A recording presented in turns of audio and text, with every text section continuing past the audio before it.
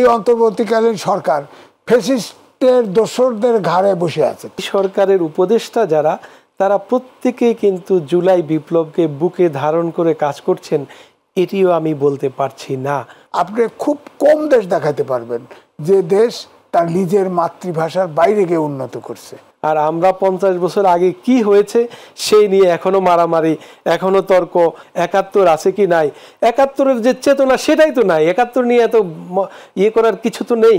52 একটি আগুনের নদী, 71 একটি আগুনের নদী, 90 একটি আগুনের নদী, 24 একটি আগুনের নদী। আগামী 10 বছরে এই শিক্ষা শুধু সার্টিফিকেট হবে, কোনো কাজে আসবে না। এই যে বিদেশে 1.5 কোটি লোক থাকে না, কেউ থাকবে না, সব চলে আসবে 10 বছর পরে। প্রিয় দর্শক, আসসালামু আলাইকুম। সবাইকে আমন্ত্রণ জানাচ্ছি মাই টিভি 50 মিনিটস অনুষ্ঠানে। সপ্তাহে 2 দিনের এই আয়োজন, শনি ও রবিবার এই অনুষ্ঠানটি নিয়ে আমরা উপস্থিত হই আপনাদের সামনে। পুরো অনুষ্ঠান জুড়ে আমি এস.এম. তানভীর থাকবো আপনাদের সাথে। প্রিয় দর্শক, আপনারা জানেন আমরা আমাদের চারপাশে ঘটে যাওয়া সমসাময়িক বিষয়গুলো নিয়ে আলোচনা করি দেশের বর্তমান প্রেক্ষাপট, রাজনীতি, অর্থনীতি এবং জনগণের সামগ্রিক চাহিদা, জনগণের সমস্যাগুলো তুলে ধরি আমরা।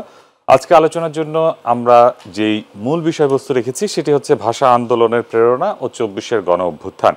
প্রিয় দর্শক, আপনারা জানেন আজ ফেব্রুয়ারি মাস শুরু, 1 ফেব্রুয়ারি। ফেব্রুয়ারির কে জুড়ে রয়েছে বাঙালির নানা ইতিহাস। এই ফেব্রুয়ারি মাসেই রয়েছে ভাষা আন্দোলনের ইতিহাস। আমরা পেয়েছি ভাষা আমাদের বাংলা জাতীয় ভাষা, এরপরেই আছে 21-এর গ্রন্থমেলা, প্রতি বছর ফেব্রুয়ারি মাসে আয়োজন হয়। এগুলো নিয়ে আলোচনার জন্য আজ আমরা স্টুডিওতে 2 জন অতিথিকে আমন্ত্রণ জানিয়েছি। প্রথমে পরিচয় করে দিব আপনাদের সাথে। প্রথমেই আমার বাঁ পাশে আছেন জনাব জাকির আবু জাফর, কবি ও শিশু সাহিত্যিক, এবং এরপরই আছেন জনাব এম.এ. আজিজ, প্রধান সম্পাদক, দ্য ফিনান্সিয়াল পোস্ট। আপনাদের দুজনকেই মাই টিভির স্টুডিওতে স্বাগত। যেহেতু ফেব্রুয়ারি মাস শুরু হয়েছে, আজকে আমরা ভাষা আন্দোলন দিয়েই শুরু করতে চাই। জনাব জাকির আবু জাফর, আপনাকে দিয়ে শুরু করতে চাই। ভাষা আন্দোলন যদি আমরা একটু স্মৃতিচারণ করি, তাহলে কি বলতে পারি যে আসলে 71 এবং 24-এর গণ অভ্যুত্থানে আমরা ভাষা আন্দোলনের শহীদদের ভুলে যেতে বসেছি? ধন্যবাদ আপনাকে, খুব গুরুত্বপূর্ণ একটি প্রশ্ন। আসলে আমরা জাতি হিসাবে এমন একটি জায়গায় আছি যে আমরা একটি পেলে আরেকটি ভুলে যাই। আজকের দিনটা পেলে গতকালকে ভুলে যাই, কিংবা আগামী দিনে আসলে আজকের দিনটাকে ভুলে যাই। একটি ঘটনা সংঘটিত হলে আরেকটি ঘটনাকে আমরা ভুলে যাই।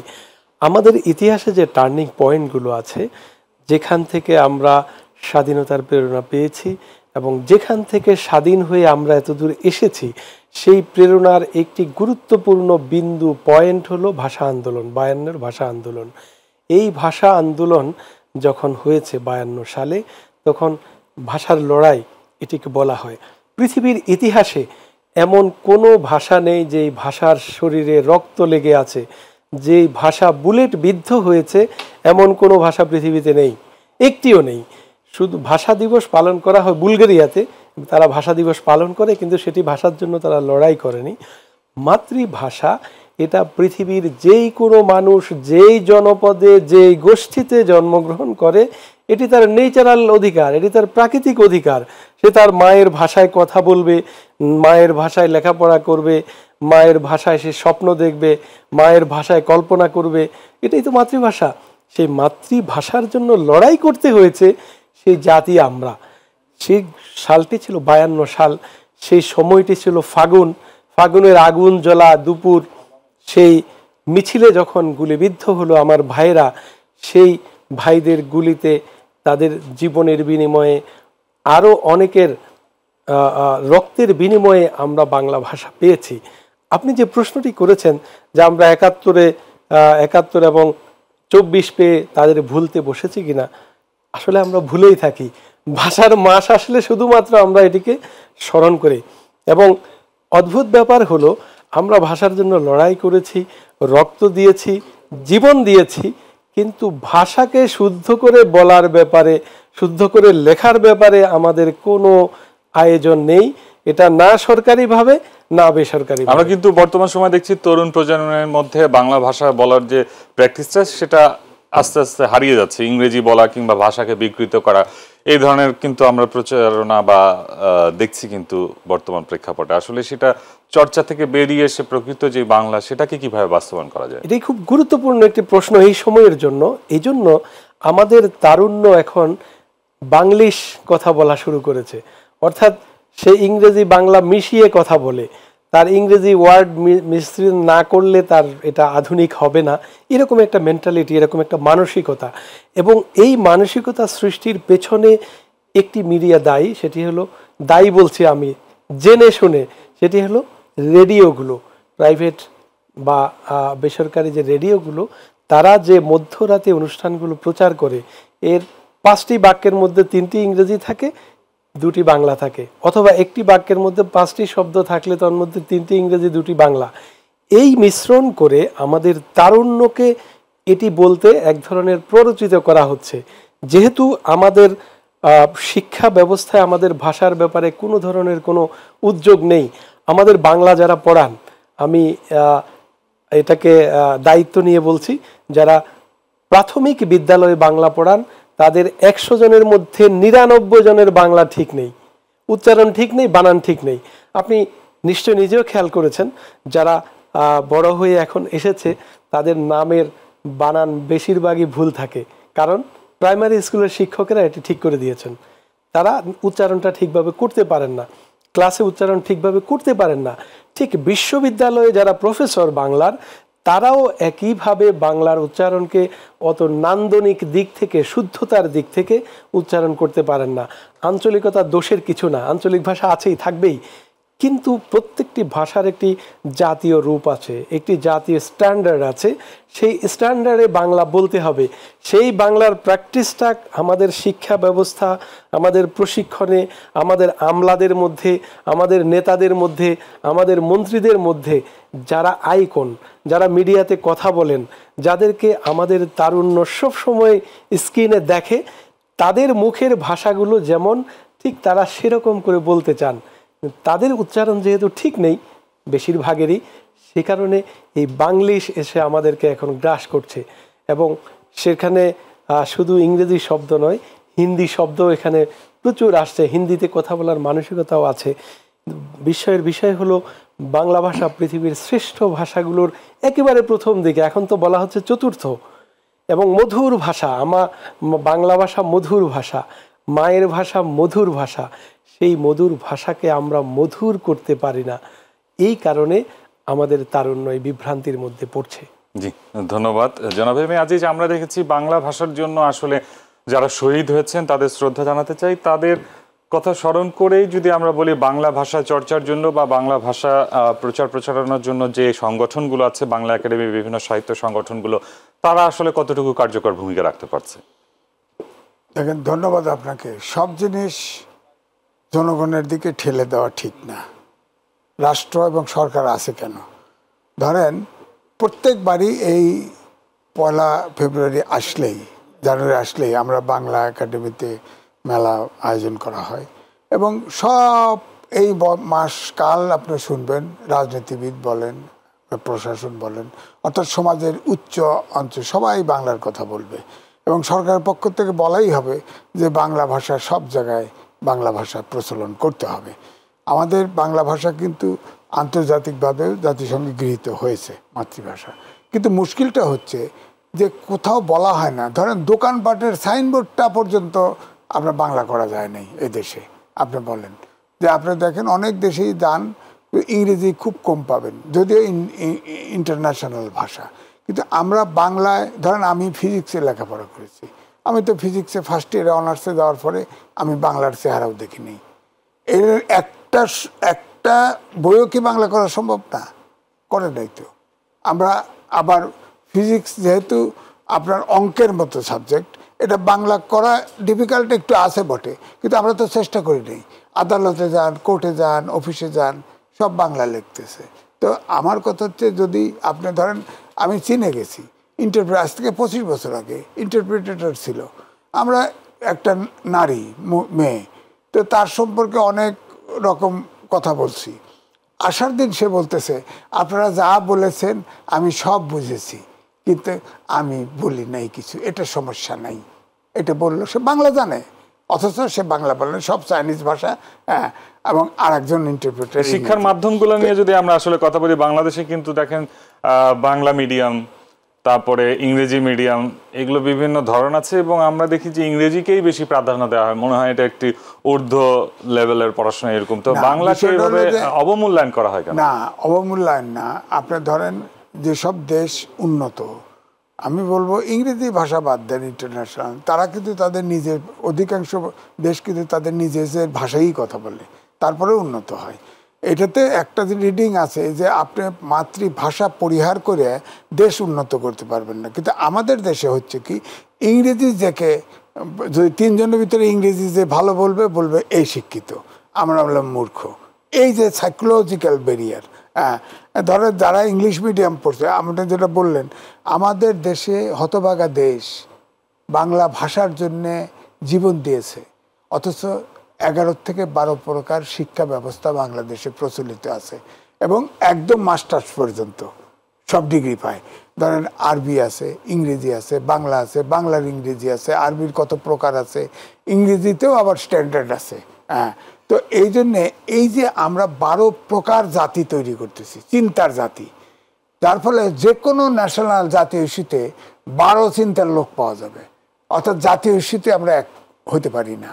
এই জন্যে বলি যে যদি আপনি অন্তত পক্ষে একটা লেভেল পর্যন্ত, ধরেন এসএসসি বা ইন্টারমিডিয়েট, সব শিক্ষা যদি এক জায়গায় করে, মানে একমুখী করে, আপনি যদি জাতি সম্পর্কে, বাংলা ভাষার সম্পর্কে বলেন, যেসব যে দরকার আপনি পড়াশোনা করে তারপরে উপরে গেলে প্রায়োরিটি বেসিসে যে সাবজেক্টে যায়। এবং এটা অবশ্যই খেয়াল রাখতে হবে যে আমাদের দেশ যদি উন্নত করতে চান, ইমোশনে ভাগলে চলবে না।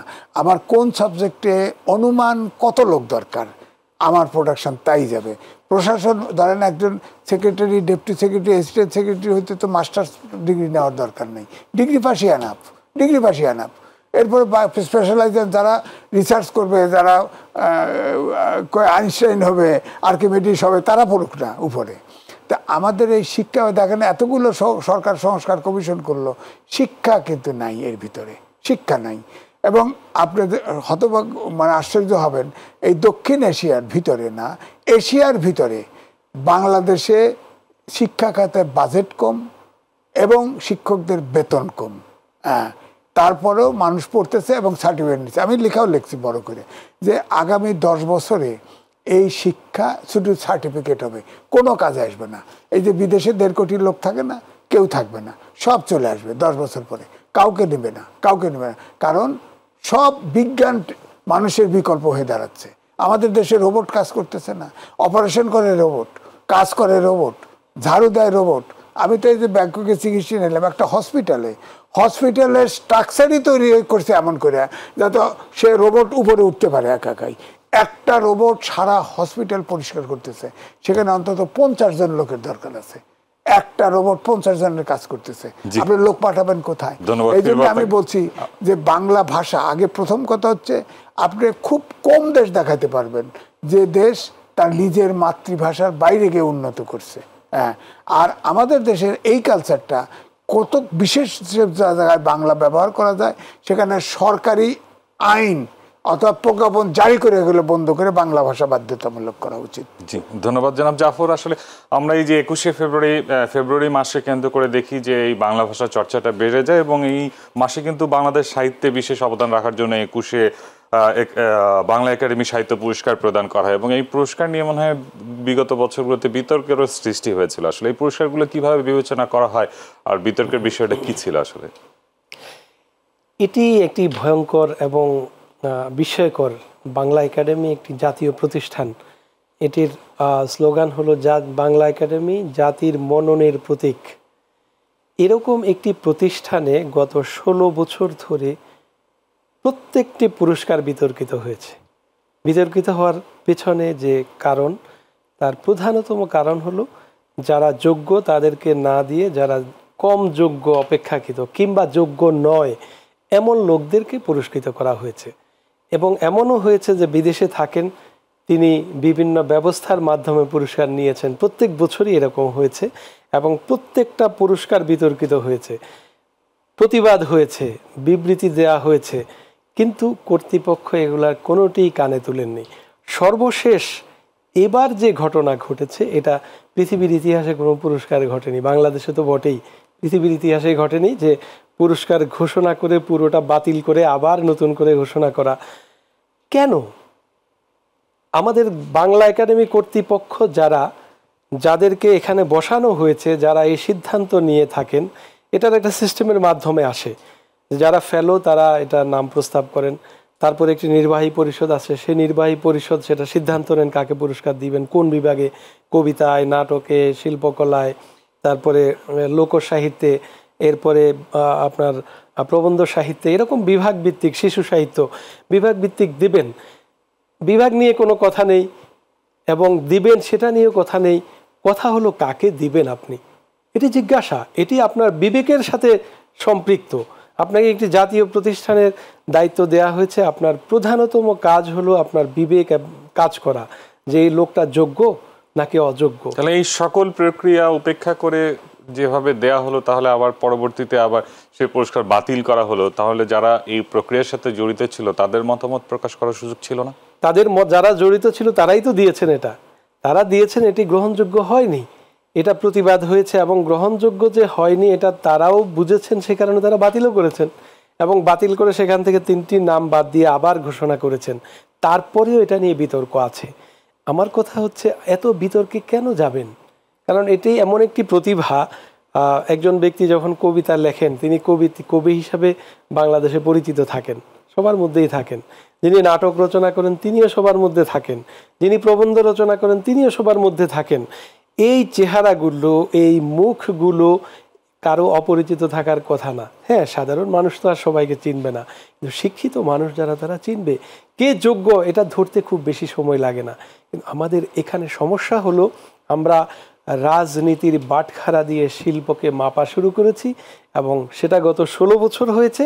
এবছরও সেখান থেকে মুক্ত হতে পারেনি এই কারণে নির্বাহী পরিষদে যারা আছেন তারা ঠিক 16 বছরের এক্সটেনশন সেখানে আছেন তারা, সেই কারণে এই সমস্যাগুলো হচ্ছে।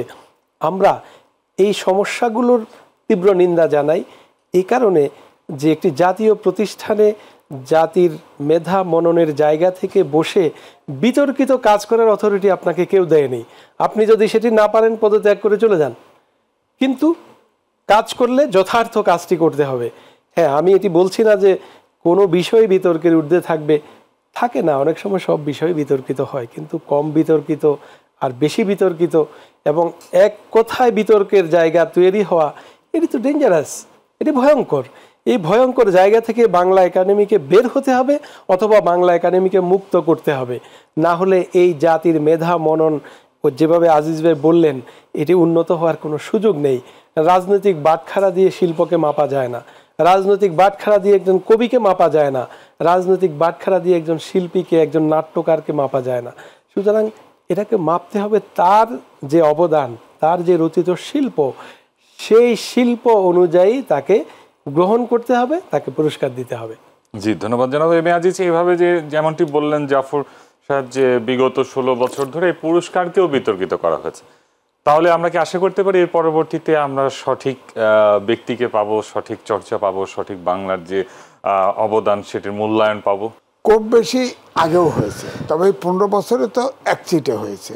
এখানে রাজনৈতিক বিবেচনা ছাড়া অন্য বিবেচনা কোনো স্থান পায় নাই। তো যেমন আপনার এই জাফর ভাই বললেন যে ফেলোরা নমিনেট করে, ফেলো তো দেখা যাচ্ছে যারা রেসপন্স করছে ওরা তো রাজনৈতিকভাবেই নির্বাচিত বাংলা একাডেমি সাহিত্য পুরস্কার পেয়েছে। তারা তাদেরই সতীর্থদেরকে নাম এখানে দিয়েছে। তার ভিতরে আপনার যে কমিটি আছে নির্বাহী পরিষদ 7 জন, এই 7 জনের ভিতরে মাঝখানের থেকে একজন বাদ হয়ে গেছে, আর বাকিরা তো সব রয়ে গেছে। এখন যিনি হয়েছেন তারও কিন্তু যোগ্যতা নিয়ে, তারও কিন্তু গভীরতা নিয়ে প্রশ্ন দেখা দিছে যে তিনিও কিন্তু খাতিরের লোকই একাডেমির বিবেচনায় একাডেমির ডিজি হয়েছেন। সুতরাং এটা যেটা বলে নির্মমভাবে জায়গায়, যেহেতু মাতৃভাষা, এই ভাষাটাকে আপনার রক্ত দিয়ে পাওয়া ভাষা, এই ভাষাটাকে সঠিক রাস্তায় আনতে অন্তত বাংলা একাডেমির জায়গায় যেখানে বাংলা চর্চা, বাংলা গাইড করবে, সুতরাং এইখানে কিন্তু নির্মমভাবে এই বাংলা একাডেমির পুরস্কারগুলো, বাংলা একাডেমির অবদানগুলা এটা যাতে একদম নির্ভরভাবে হয়, এখানে যোগ্য ব্যক্তিই যেন পুরস্কৃত হয়, যোগ্য ব্যক্তিকেই যোগ্য জায়গায় যাতে দেওয়া হয়, এটা করা যায়। বাংলায় তো বহুত লোক আছে, আপনার লোক তো সিনিয়র জুনিয়র লোক, বাংলার লোকের কিন্তু এখনো অভাব নেই। তারা স্বশিক্ষিত, নিজেরাই। এই যে জাফর ভাই অনেক এক্সপার্ট হয়ে গেছে বাংলায়, উনি কোনো পেয়েছে, কোনো রকম কোনো উৎসাহ পান নাই, উনি নিজের থেকে পরগাছার মতো বড় হচ্ছে। এরকম বাংলায় বহুত আছে। তার ভিতরে আপনার রাইট পার্সনটাকে আপনার সম্পূর্ণ রাজনীতির ঊর্ধ্বে, ব্যক্তি স্বার্থের ঊর্ধ্বে। এবারে ধরেন যে বাংলা একাডেমির পুরস্কারগুলি পাইলো, এটা তো পরিচিত লোকজনকে দিয়ে দেওয়া হয়েছে। হয়তো আলোচিত যারা আছে, নাম আসছে, তার ভিতরে পরিচিত লোকরা পেয়ে গেছে, হ্যাঁ, কারো পরিচিত লোকরা পেয়ে গেছে। সুতরাং এইভাবে তো হলে হবে না। এটাতে তো যিনি পান, এখন আমি যদি নিয়ে বাংলা একাডেমির সাহিত্য পুরস্কার দেয়, জাফর ভাইরে যদি না দেয়, তাহলে মানুষ হাসবে না? ব্যাপারটা তো এরকম হয়েছে। আবার ফের ধরেন যারা দিচ্ছে, যে সরকারের অধীনে, বা এখন যেমন ধরেন আজকে এবারের বলা হয়েছে জুলাইয়ের গণ অভ্যুত্থান এবং নূতন বাংলাদেশ নির্মাণ, এইটা হলো এবার বাংলা একাডেমির প্রতিপাদ্য স্লোগান। তা আপনার এর সাথে একটা আপনার অ্যাক্টিভিটিসের মিল থাকতে হবে না? সেই মিলটা তো এবার নাই। হ্যাঁ, বড় স্টল বাড়ায় দিছে, প্রায় 200-র মতো স্টল বাড়ছে, এবং অঙ্গনটাও বেশ ভালো, মানুষ এবারে ফ্রি যেতে পারতেছে, এটি ঠিক আছে।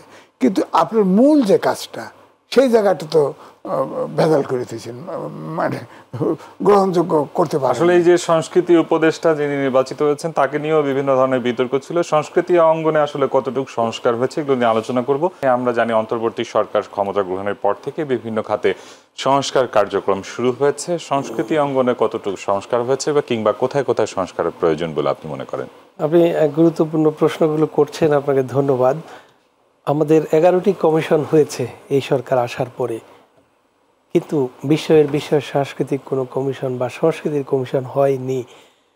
কেন জিজ্ঞেস করতে পারেন, বা আমরা জিজ্ঞেস করতে পারি কেন হয়নি। আমি মনে করি আমাদের সংস্কৃতিকে আমরা কোনোভাবে গুরুত্ব দেই না, আমাদের সরকারও দেন না। কিন্তু একটি জাতির সংস্কৃতি কতটা গুরুত্বপূর্ণ এটি বলার কোনো অপেক্ষা রাখে না। যেই জাতির সংস্কৃতি নেই, সেই জাতির তো কিছুই নেই।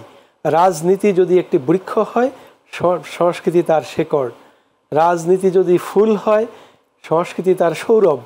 রাজনীতি যদি নদী হয়, আর সংস্কৃতি তার ঢেউ, তার স্রোত। এর বাইরে যাওয়ার কোনো সুযোগ নেই। কারণ সংস্কৃতির বিখ্যাত যে সংজ্ঞা আন্তর্জাতিকভাবে, হোয়াট উই আর ইজ সংস্কৃতি। আমরা যা, তাই আমাদের সংস্কৃতি।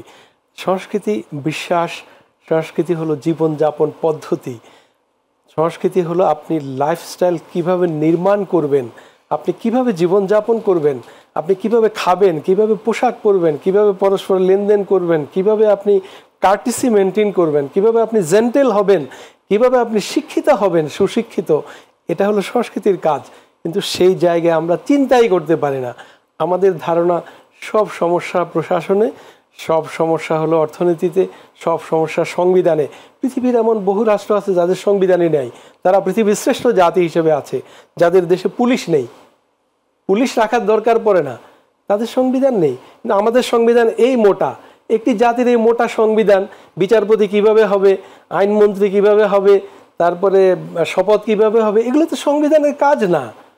সেই কারণে আমাদের আসল জায়গায় সমস্যাটা হয়ে গেছে।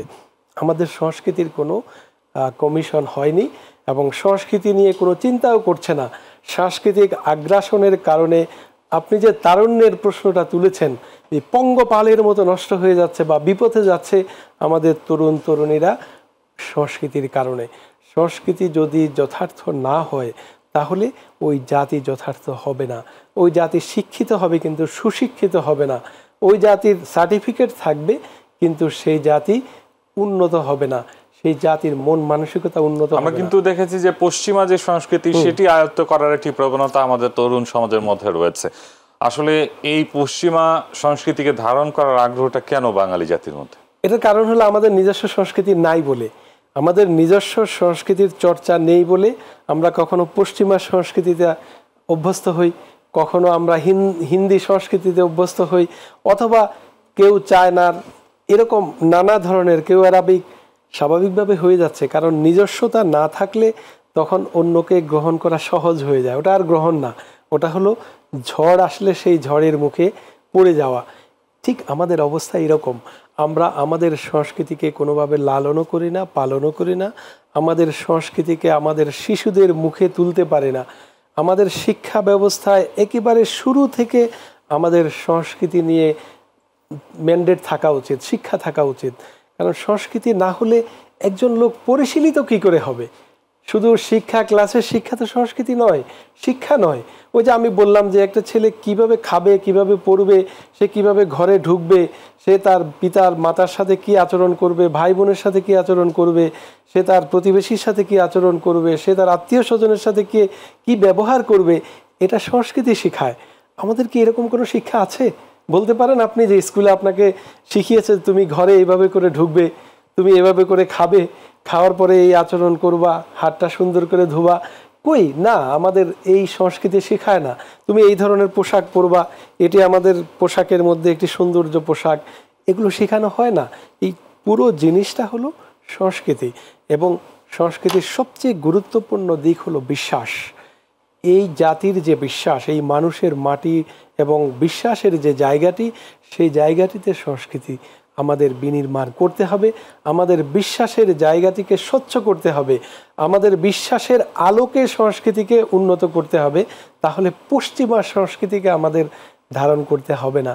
পশ্চিমা সংস্কৃতির যে ধার করা সংস্কৃতি, এই সংস্কৃতি তো আমাদেরকে মানুষ থাকতে দিচ্ছে না। আমাদেরকে আমাদের বড়জনদেরকে শ্রদ্ধা করার যে বিষয়টি, ছোটদেরকে স্নেহ করার যে বিষয়টি, কিংবা অনৈতিক কাজ করা যে খারাপ, সেই চেতনাই তো লোপ পেয়ে যাচ্ছে এখন। এখন পশ্চিমা সংস্কৃতির বিষয়টা কি? যত পারো ভোগ করো, ভোগ করার ক্ষেত্রে তুমি একাই থাকো, কাউকে সঙ্গে নেওয়ারও দরকার নাই, যত পারো তত খাও, যত পারো তত লও। হ্যাঁ, এই হলো পশ্চিমা সংস্কৃতির হিসাব, যেটা হলো পুঁজিবাদী সংস্কৃতির সবচেয়ে খারাপ দিক হলো এটি। মানুষকে ভোগবাদী করে তোলে, মানুষকে সেলফিশ করে তোলে, মানুষকে একাকী করে তোলে। মানুষ এখন একা।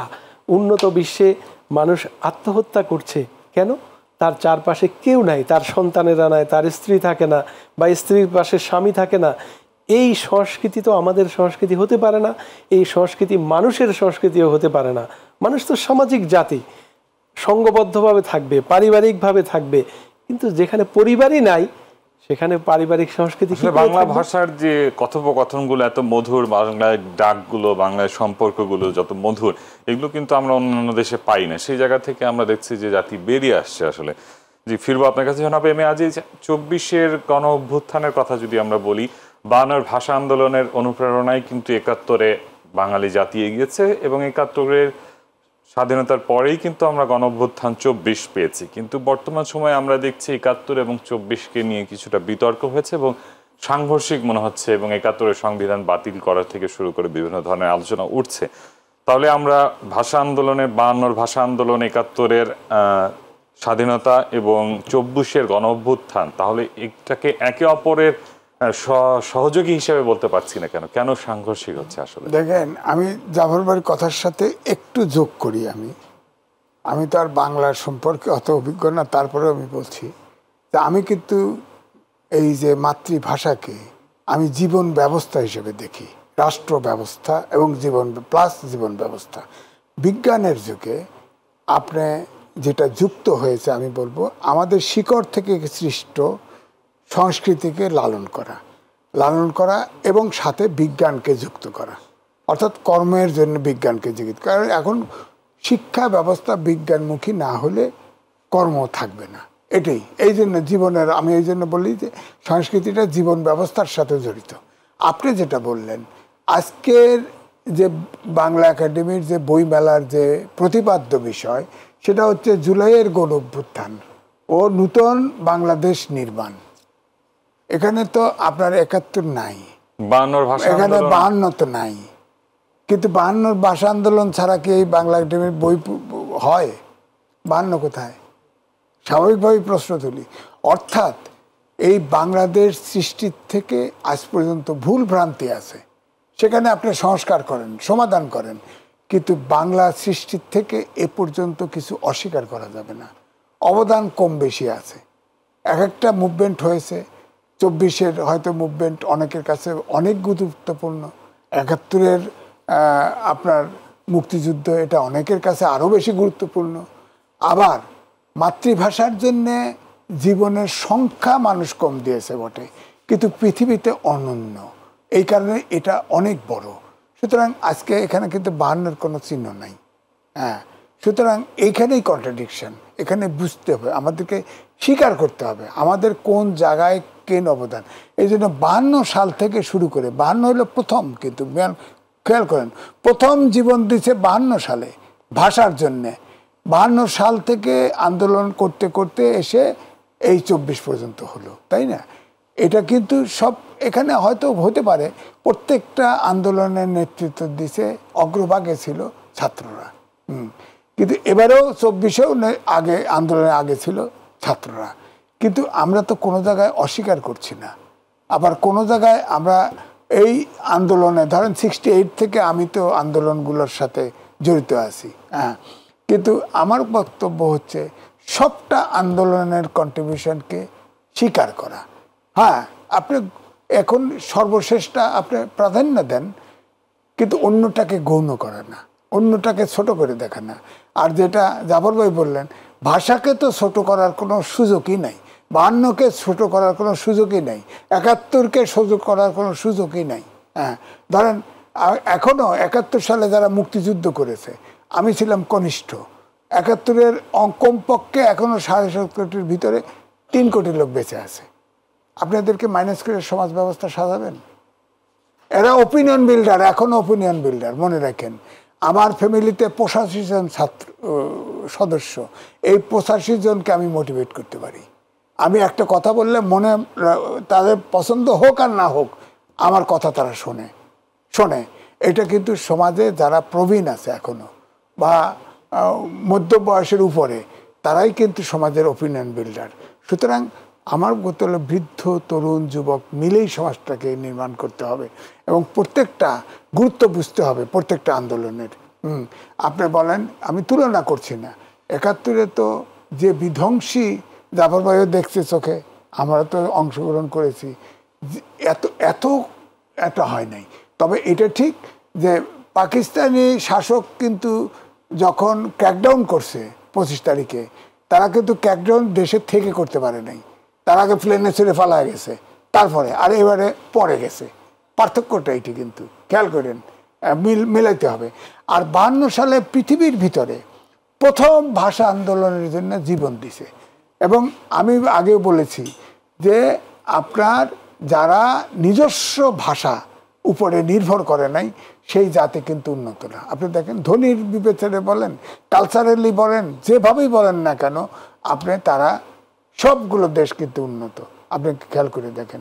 সুতরাং ভাষা, আপনি যদি এই দেশে ভাষার উপরে গুরুত্ব দেন, 1 নম্বর প্রায়োরিটি দেন, আমার মনে হয় ভাষা দেশ পিছিয়ে থাকবে না, বেশ আগাবে।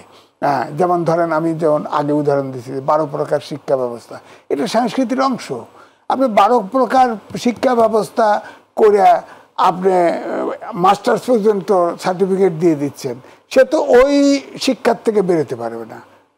ওই শিক্ষার ওই আদর্শ থেকে, ওই চিন্তার থেকে, ওই শিক্ষা যে দেওয়া হয় তার থেকে সে বেরোতে পারবে না। তো জাতিকে ঐক্যবদ্ধ করতে হলেও তো এখানেও একটু সংস্কৃতিকে ঢেলে সাজাতে হবে।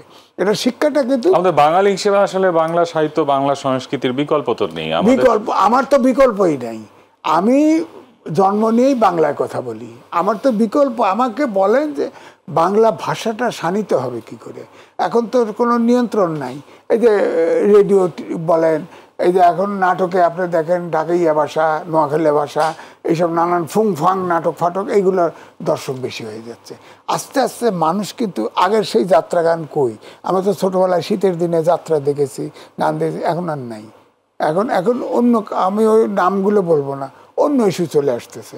সুতরাং আমরা জাতিটাকে অন্যদিকে ডাইভার্ট করে দিচ্ছি। তো আমরা জাতিটাকে, আমার কথা হলো যে আমার যে রুটের সংস্কৃতি, আমার যে বুনিয়াদী সংস্কৃতি, এটাকে আপনি এনরিচ করেন।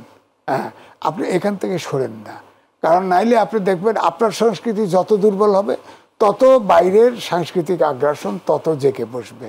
আপনি দেখেন না যে আগে মাঝখানে এই সরকার আসার আগে আপনি টেলিভিশন খুললে আপনার ভারতীয় টেলিভিশন সিনেমা চ্যানেলগুলোতে বেশি দেখতো।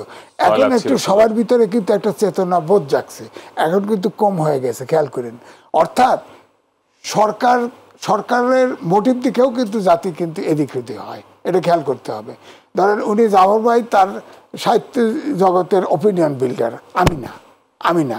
উনি যদি বলে সহজে মোটিভেট হবে, আমি বললে সহজে হবে না, ও বোধহয় ভুল বলতেছে, উনি বললে সত্য বলতেছে।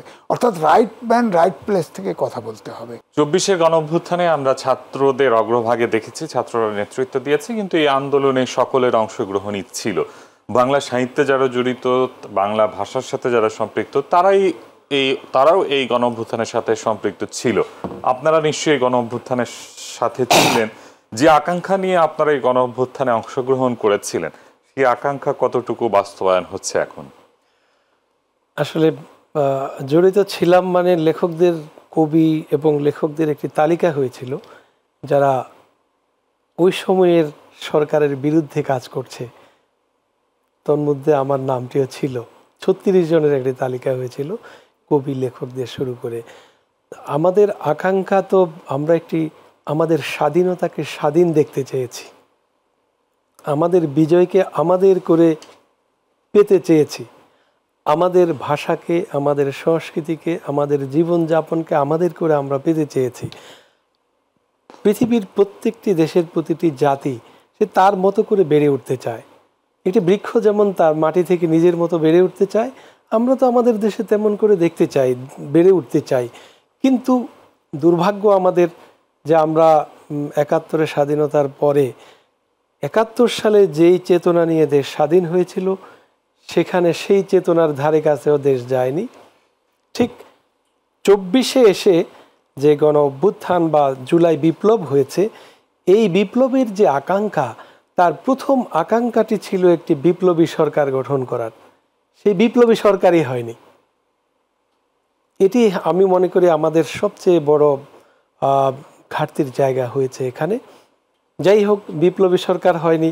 যেই সরকার এসেছেন সেই সরকারের উপদেষ্টা যারা, তারা প্রত্যেকে কিন্তু জুলাই বিপ্লবকে বুকে ধারণ করে কাজ করছেন, এটিও আমি বলতে পারছি না। অর্থাৎ তারা প্রত্যেকে সেই কাজ করছেন না। আমরা যে আকাঙ্ক্ষা নিয়ে বা আমাদের তরুণ সমাজ, আমাদের তরুণ তরুণীরা মধ্যরাতে বেরিয়ে এসেছে পঙ্গপালের মতো, কিংবা আমি বলবো আধুনিক যুগের আবাবিলের মতো, তারা তো অনেক বড় কিছু চেয়ে রাজপথে আসেননি যে আমাকে মন্ত্রী বানাতে হবে, আমাকে এমপি বানাতে হবে, এই টার্গেটে তারা আসেননি। ওই যে তারা এসেছেন, তাদের টার্গেট ছিল তারা হলে যে থাকেন, হলে নির্যাতন ছাড়া 16 বছর ধরে তারা যে অধিকারগুলো থেকে বঞ্চিত ছিল, সেই অধিকারগুলো যেন তারা ফিরে পায়, সেই দাবি নিয়ে তারা এসেছে। আর রাজনৈতিক নেতৃবৃন্দ বা রাজনৈতিক কর্মী যারা, তারাও সম্পৃক্ত হয়েছে। তারা তো চাচ্ছে তারা দেশকে একটি সংস্কারের ভেতর দিয়ে এগিয়ে নেবে। সেই সংস্কার কমিশনও হয়েছে, কিন্তু আমরা যেভাবে চেয়েছি সেভাবে আমরা পাচ্ছি না, এটি হলো সত্য। আমরা যা চেয়েছি তা আমরা পাচ্ছি না, আমরা যে রকম চেয়েছি সেরকমটি আমরা পাচ্ছি না। না পাওয়ার অনেকগুলো কারণ আছে। কারণ 16 বছর ধরে একটি দেশকে যখন অবৈধ শাসক শাসন করে, শুধু শাসন নয়, শোষণ করেছে, এবং একটি রাষ্ট্রকে লুট করেছে, একটি রাষ্ট্রকে ডাকাতি করেছে, গোটা রাষ্ট্রের সমস্ত ব্যাংক ব্যবস্থা খালি করে ফেলেছে, এবং চিহ্নিত কিছু একটি দলের লোক ছাড়া বাকি কারো কোনো মানবিক অধিকার, নাগরিক অধিকার ছিল না, চাকরির অধিকার ছিল না। এরকম অবস্থায় যখন আরেকটি বিপ্লব সংগঠিত হয়েছে, এখন অন্তত সেখানে একটু রিল্যাক্স এসেছে, সেখানে কিছু বলার মতো বলা যাচ্ছে, এখন প্রতিবাদ করা যাচ্ছে। এটি একটি গুরুত্বপূর্ণ ব্যাপার, আমরা প্রতিবাদ করছি। এটা এরকম না যেটি সর্বশেষ বাংলা একাডেমির পুরস্কারের ব্যাপারে হলো, ওই সরকার থাকলে এ নিয়ে কথা বলার কোনো অধিকার কিন্তু কারো ছিল না, কেউ কথা বলতো না। আপনি যে প্রশ্নটি করলেন, আমরা যে আকাঙ্ক্ষা নিয়ে বিপ্লব চেয়েছি, বিপ্লব করেছি, সে আকাঙ্ক্ষা অনুযায়ী আমাদের কাজ আমরা পাচ্ছি না। তবে আমি আশাবাদী। আমি যেহেতু কবিতার মানুষ, আমি স্বপ্ন দেখি, স্বপ্ন দেখে আমি অভ্যস্ত। আমাদের নিশ্চয় অতীতের চেয়ে ভবিষ্যৎ ভালো। এটি অবশ্য মহাগ্রন্থ আল কোরআনের বাণী যে অতীতের চেয়ে নিশ্চয় ভবিষ্যৎ ভালো হবে। আমি সেই আশা রাখি, সেই স্বপ্ন দেখি একজন কবি হিসেবে, যে আমার দেশ যেভাবেই হোক বদলে গেছে, বাংলাদেশ আর আগের দিকে ফিরবে না এবং এগিয়ে যাচ্ছে। আমরা ছিলাম পেছন ফেরা জাতি। মানুষ বিশ্বের আধুনিক বিশ্বের জাতিরা 100 বছর বা 50 বছর পরে কি করবে সেই স্বপ্ন দেখে, আর আমরা 50 বছর আগে কি হয়েছে সেই নিয়ে এখনো মারামারি, এখনো তর্ক। আমাদের টক শোগুলোতে এখনো সেই তর্কই বহাল, 71 আছে কি নাই। 71-এর যে চেতনা সেটাই তো নাই। 71 নিয়ে এত ইয়ে করার কিছু তো নেই। আছে এই ক্ষেত্রে যে 71 আমাদের অবশ্যই গৌরবজনক অধ্যায়, বাংলার সবচেয়ে গৌরবজনক অধ্যায় 71। এগুলো হলো আমাদের আগুনের নদী। 52 একটি আগুনের নদী, 71 একটি আগুনের নদী, 90 একটি আগুনের নদী, 24 একটি আগুনের নদী। আমরা এই আগুনের নদী, বারুদের নদী পেরিয়ে এসেছি যাতে আমরা একটি সুশীতল ধারার নদী পাই। সেই নদীর অপেক্ষায় আমরা আছি। বাংলাদেশ সেদিকেই যাবে ইনশাআল্লাহ। জি, ধন্যবাদ জনাব। আমি আজ 24-এর গণঅভ্যুত্থানের পরে আমরা যেটা দেখতে পেরেছি, এই সরকার, অন্তর্বর্তী সরকার, জনগণের সরকার, জনগণ সম্পৃক্ত বিষয়গুলো যেগুলো রয়েছে সেগুলোই সরকার প্রাধান্য দিবে। কিন্তু কিছু কিছু আমরা অভিযোগ দেখতে পাচ্ছি। বিএনপির তরফ থেকে একটি অভিযোগ করা হয়েছে, বলা হচ্ছে যুব দলের একজন কর্মীকে, আপনি নিশ্চয়ই সংবাদ মাধ্যমে দেখেছেন, কুমিল্লায় যৌথ বাহিনীর অভিযানের পরে তাকে আটক করে নিয়ে যাওয়া হয় এবং হসপিটাল থেকে তার মৃতদেহ পরিবারকে হস্তান্তর করা হয়। বিএনপি নেতা রিজভী বলেছেন যে আগের সরকার যেরকম বিচার বহির্ভূত হত্যাকাণ্ড করতো এখনো সেটি বহাল আছে। তারা এই অভিযোগটি করেছে। আসলে এই অন্তর্বর্তী সরকারের কাছে আমরা এটা আশা করতে পারি কিনা, এটাকে বিচার বহির্ভূত হত্যাকাণ্ড বলা যায় কিনা? আসলে না, বিষয়টা হলো বিচার বহির্ভূত শব্দটার অর্থ বুঝলে বলা যায়, কারণ বিচার তো হয়নি। এখন প্রশ্ন হলো যৌথ বাহিনী তাকে গ্রেপ্তার করেছে। আমি যদি উদাহরণটা নিই, যে ধরেন সেনা প্রধান বলেছিলেন যে 662 জন সেনানিবাসে আশ্রয় নিয়েছে, তাদের ব্যাপারে অন্তর্বর্তীকালীন সরকার প্রশ্ন তুলছে তারা কে? একটা আওয়ামী লীগের সংগঠক গ্রেপ্তার হয়েছে? একটাও হয় নাই। তাহলে এরা গেল কি করে? এখন ভারতের নিউ মার্কেটে ঘুরতে দেখা যায়, বাগানবাড়িতে ঘুরতে দেখা যায়, দুবাই আছে, বিভিন্ন দেশে চলে গেছে। হ্যাঁ, তাহলে এরা সেনা নিবাস থেকে গেল কি করে? প্রশ্ন একবার উত্থাপন হতে দেখেছেন? দেখেন নেই। দ্বিতীয়ত, আপনি 5ই আগস্টের পরিবর্তনের পরে 6 তারিখ 7 তারিখে প্রায় 60% থানার থেকে অস্ত্র লুট হয়েছে এবং আসামিও পালিয়ে গেছে, সকলকে কিন্তু এখনো ধরা হয়নি। হ্যাঁ, আমি বলছি, আমি অস্ত্রের কথায় আসতেছি। ধরেন আপনার 22 এবং 23-এ মোট 4.5 লক্ষ অস্ত্র লাইসেন্স দেওয়া হয়েছে এবং পুরোটাই সরকারি লোকের কাছে। এগুলো বাতিল করা হয়েছে। যৌথ বাহিনীর উদ্দেশ্য করা হয়েছিল যে অস্ত্র উদ্ধার করতে। কই শুনেছেন? কোথায় গেল অস্ত্র? এই অস্ত্রগুলো তো সারা বাংলাদেশে ছড়ায় আছে। ফ্যাসিস্ট যদি আসতে পারে ও অস্ত্রগুলো ব্যবহার হবে, বলে দিলাম। তো এটা তো হয় নাই। এখন আপনি যৌথ বাহিনী একজনকে ধরলেন, কোনো লোকের একটা, যত সে ক্রিমিনালই হোক না কেন, কোনো লোককে কেউ হত্যা করার অধিকার নাই। তাকে আইনে সোপর্দ করবেন, তাকে টর্চার করে হসপিটালে মৃতদেহ দিয়ে দিলেন, এই অধিকার তো কাউকে দেওয়া হয়নি এই দেশের। তাহলে তো সেই ফ্যাসিস্ট সরকারই হইল। আয়নাঘর বানান, গুম করে ফেলেন, হত্যা করে ফেলেন, ধরে নিয়ে গায়েব করে ফেলেন, তো ব্যাপারটা তো থাকলো তাই। তো সুতরাং এটা কিন্তু যতই বলেন একটি ঘটনা বটে, কিন্তু এটা উদাহরণ সেট হলো যে আমরা ফ্যাসিস্টের আচরণ থেকে বেরোতে পারিনি। যে একটা লোককে শেষ পর্যন্ত প্রমাণ হয়েছে তার কাছে কিছু পায় নাই, তারে মেরে ফেলছে, টর্চার করে, তুই বল অস্ত্র আছে কোথায় রাখছিস, কোথার থেকে কোন ইনফরমেশন পাইছে, তারে ধরছে। ধরে সে নাকি বাড়িতেও ছিল না, বাইরে কোথাও ছিল, আসছে ধরে নিছে, তারে পিটাইতে পিটাইতে মেরে ফেলছে। তার তো উচিত ছিল তার সন্দেহ হলে তাকে মিনিমাম আধুনিকভাবে তাকে ইন্টারোগেট করে তার কিছু পেলে, পাক না পাক, যদি নাও পায় তো সে লিখবে যে এই সন্দেহ ধরা হয়েছে, তার কাছে কিছু পাওয়া যায় না, সে আইনের কাছে সোপর্দ করে দিবে, আইন এটা দেখবে। তো সুতরাং এই জন্যেই এটা ইস্যু হয়েছে। বিএনপির তরফ থেকে অভিযোগ তোলার যুক্তিসঙ্গত কারণ আছে, কারণ এখন হয়তো বা দেখা যাবে যে অন্তত আরও 5টা জীবন বা 10টা জীবন বেঁচে গেল, কারণ এইভাবে আর হত্যা হবে না। আমার প্রশ্ন হচ্ছে, যৌথ বাহিনী তো নামানোই হয়েছে অস্ত্র উদ্ধার করেন, বেসিক দায়িত্ব। অস্ত্র তো উদ্ধার হয়নি, অস্ত্র তো মাঠে বাড়িতে ঘুরে বেড়াচ্ছে, অস্ত্র তো খবর নাই। এখন ফেসিসের সরকারে দেন না, কালকেও না চিটাগাঙে ছাত্রলীগ ছোট করে ঝটিকা মিছিল বের করছে। এগুলো আসে কোত্থেকে, কেন আসে? এগুলো দায়িত্ব না? আর্মি ডিপ্লয় আছে অফিসিয়ালি। তো আমরা কিন্তু বর্তমানে দেখছি আওয়ামী লীগ মাঠে নামছে, তারা লিফলেট বিতরণ করেছে, বিভিন্ন মিছিলও করেছে। ওখানে আসলে আওয়ামী লীগের এই মাঠে নামাকে, এই বিষয়টাকে আপনি কিভাবে দেখছেন? এটা আবার আওয়ামী লীগের একটু জ্ঞান দিতে চাই। এখানে সামনে নির্বাচন, ছাত্র, বিএনপি, জামাত দলগুলোর ভিতরে একটু ঠোকাঠুকি আরম্ভ হয়েছে।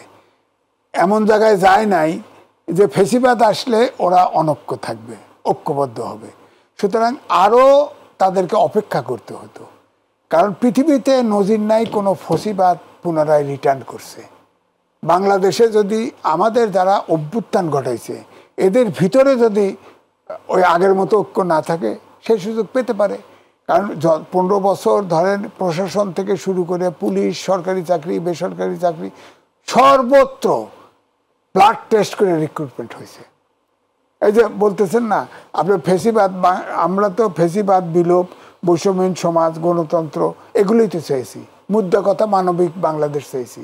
কিন্তু এই অন্তর্বর্তীকালীন সরকার ফেসিস্টের দোসরদের ঘাড়ে বসে আছে। তো কয়েকদিন ধরে 7 কলেজ শিক্ষার্থীদের আন্দোলন দেখলাম, এই আন্দোলনে কিন্তু তাদের দাবি মেনে নেওয়া হয়েছে। পরবর্তীতে তিতুমির কলেজের যে ছাত্ররা রয়েছে তারা নিজের স্বতন্ত্র বিশ্ববিদ্যালয় দাবি করছে এবং এটা নিয়ে রাস্তা অবরোধ, গতকালকে আমরা জ্যামজটও দেখেছি। যে দাবির শহরে পরিণত হয়েছে, এই দাবিগুলোর জন্য আসলে এখন যৌক্তিক সময় কিনা? না, অন্তর্বর্তীকালীন সরকার, কারণ হলো সরকার তার পজিশন পরিষ্কার করে নাই। সরকারকে বলতে হতো যে আমি এতর ভিতরে, মানে অবিশ্বাস। আদৌ এখনো বলছে যে আমরা হয়তো সামনের ডিসেম্বরে নির্বাচন দেব, বেশি সংস্কার হলে সামনের বছরের প্রথম, এই কথাটার ভিতরে আছে। কিন্তু পরিষ্কার যে একটা রোড ম্যাপ চাইছে বিরোধী দল না, রাজনৈতিক দলগুলোর সাথে। এই যে সংবিধান, একটা সংসদ বসবে, সংস্কার যেগুলো করবে, ওই সংসদ যদি অনুমোদন না করে তাহলে তো এটা সংস্কারের কোনো অর্থ নাই। আসলে একটি নির্বাচিত সরকারের কাছে এই দাবিগুলো উপস্থাপন করা, তাহলে রাজনৈতিক দলগুলোর সাথে দুই কারণে সম্পর্ক অন্তর্বর্তীকালীন। আমরা একবারই শেষ পর্যায়ে একটু সংক্ষিপ্ত আকারে, সংক্ষিপ্ত এটাই বলছি যে সংস্কার যাতে তাদেরকেও এই সংস্কারের অংশ করা যায়, এই জন্য দূরত্ব কমানো, দূরত্ব যাতে না থাকে। আর দুই হলো নির্বাচনে যে দলই ক্ষমতায় আসে সে সাথে সংসদে আপনার এই সংস্কারগুলো পাশ করে নেয়, জনগণের কাছে অ্যাকাউন্টেবল করা। জি, ধন্যবাদ জনাব জাকির আবু জাফর। আমরা একদমই শেষ পর্যায়ে, আপনি আমাদের 1 মিনিট একটু বলতেন বর্তমান শিক্ষা ব্যবস্থা নিয়ে আপনার মূল্যায়ন কি, এবং শিক্ষা ব্যবস্থাকে বাংলায় অন্তর্ভুক্ত করার জন্য, আসলে এই বাংলা ভাষাকে অন্তর্ভুক্ত করার জন্য কি পদক্ষেপ নেওয়া যেতে পারে, খুবই সংক্ষিপ্ত আকারে যদি শেষ। ধন্যবাদ আপনাকে। আমি আবারও বলতে চাই যে কমিশন 11টি হয়েছে কিন্তু শিক্ষা কমিশনও হয়নি, অথচ শিক্ষা ব্যবস্থা আমাদের আরেকটি সবচেয়ে গুরুত্বপূর্ণ বিষয়। আমাদের শিক্ষা ব্যবস্থায় যে নৈরাজ্য হয়েছে সেখান থেকে বেরিয়ে আসবার জন্য অবশ্যই শিক্ষা কমিশন করা উচিত, এবং আমাদের শিক্ষা ব্যবস্থাকে অবশ্যই আমাদের মাটি ও মানুষ উপযোগী করা উচিত। আমাদের তরুণ তরুণী, আমাদের শিশুরা যেভাবে এই দেশকে বুকে ধারণ করে বেড়ে উঠতে পারে, তাদের বিশ্বাসকে ধারণ করে বেড়ে উঠতে পারে, সেই অনুযায়ী আমাদের শিক্ষা ব্যবস্থা হওয়া উচিত, এবং বাংলা ভাষা দিয়েই আমাদের বাংলা শিক্ষা ব্যবস্থাকে সাজানো উচিত। জি, আপনাদের দুজনকে অসংখ্য ধন্যবাদ আমাদের স্টুডিওতে উপস্থিত হওয়ার জন্য। প্রিয় দর্শক, কথা বলছিলাম আমাদের এই ভাষার মাস নিয়ে, 21শে বইমেলা নিয়ে। সাংস্কৃতিক সংস্কার মানে শুধুই নতুন সংস্কৃতি অন্তর্ভুক্ত করা নয়, যে আমাদের বাংলা সংস্কৃতি আছে সেটি বর্তমান সমাজের কাছে, তরুণদের কাছে ছড়িয়ে দিতে হবে, এবং বাংলার যে প্রকৃত সংস্কৃতি সেটি তুলে ধরতে হবে। সেই সাথে এই জুলাই অভ্যুত্থানের সাথে সম্পৃক্ত সবাইকে বাংলা ভাষা প্রতি শ্রদ্ধাশীল হতে হবে, এই আশাবাদ ব্যক্ত করে আজকের মতো শেষ করছি। এতক্ষণ সঙ্গে থাকার ধন্যবাদ। শুভরাত্রি।